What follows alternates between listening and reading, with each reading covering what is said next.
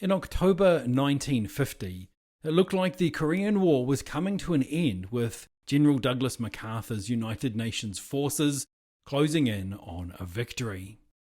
But the arrival of a number of Chinese communist divisions changed the tide markedly.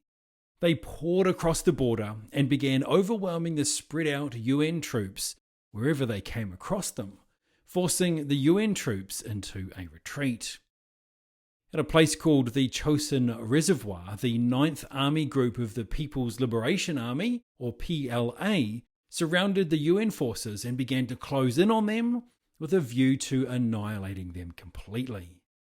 Given their predicament, the commander of the 1st Marine Division, Major General Oliver Smith, was ordered to begin a fighting retreat back towards the coast.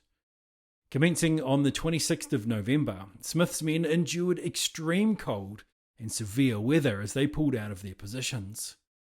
Over the next 3 days, the 1st Marine Division, even though they were outnumbered and in the freezing cold, successfully defended their positions at Udamni and Hagaruri against wave after wave of assaults from the PLA.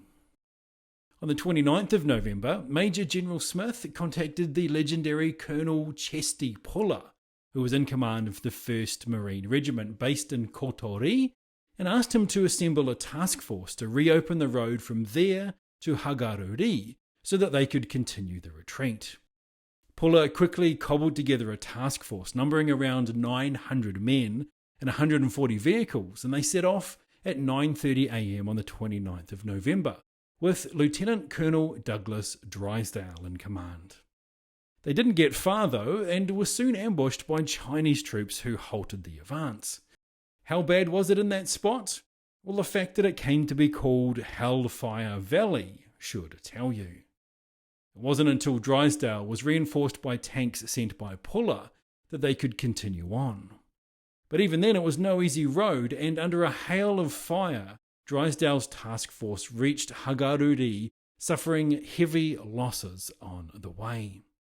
Hagaruri then became the rally point for the forces based around the reservoir to fall back to. It took some of them 3 days of brutal fighting to get there. And so on the 6th of December, the combined forces commenced their run back through Hellfire Valley to Kotori and then on to Hungnam. It was a running battle against overwhelming odds the whole way to Hungnam, the coastal area from which the combined forces would be evacuated. Having cut through the enemy forces, the last of the Allied troops reached the coast on the 11th of December. The evacuation commenced a few days later. While not a victory in the classic sense, the Battle of the Chosin Reservoir is revered as a high point in the history of the US Marine Corps.